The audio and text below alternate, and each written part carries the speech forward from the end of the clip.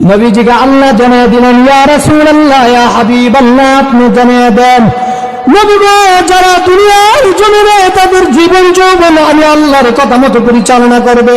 আমি আল্লাহ যেভাবে চলার জন্য আদেশ করেছি ওই রকম ভাবে যারা চলবে,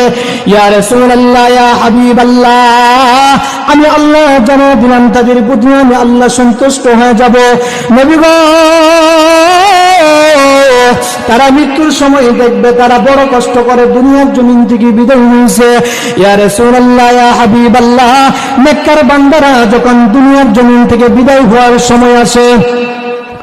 আল্লাহ তাআলা কোরআনের মধ্যে জানিয়ে দিয়েছেন, আলা ইন্না আউলিয়া আল্লাহি লা খাউফুন আলাইহিম ওয়া লা হুম ইয়াহজানুন।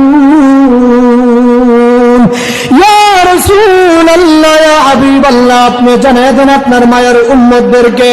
নবী গো, যারা আল্লাহ ওয়ালা হয়ে যাবে, যারা দিনদার হয়ে যাবে, মুত্তাকি হয়ে যাবে, যারা আত্মশুদ্ধি করবে, যারা নিজেকে গুনাহ থেকে বাঁচাইবে, যারা ইহকালের পাপ কাজ থেকে নিজেকে হিফাজত করবে, যে সমস্ত আপনার মায়ের বান্দা বান্দিরা, আপনার মায়ের উম্মতেরা গুনাহ থেকে বাঁচবে, নবী গো, আপনি তাদেরকে সুসংবাদ শুনাইয়া দেন, তাদের মৃত্যুর সময় আমি আল্লাহ আসমান থেকে একদল ফেরেশতা নাজিল করব। মৃত্যু সজ্জায় ফেরেশতারা বান্দার কানের কাছে চলে আসবে আর বলবে, ওয়া আবশিরু বিল জান্নাতিল্লাতী কুনতুম তুআদুন। হে আল্লাহর বান্দা, সুসংবাদ গ্রহণ করো, সুসংবাদ গ্রহণ করো, যেই জান্নাতের জন্য জিন্দেগির ভিতরে সুযোগ থাকা সত্ত্বেও তুমি সুদ খাও নাই, যে জান্নাতের উপার্জন করতে গিয়ে তুমি হারাম কাজে লিপ্ত হও নাই, যেই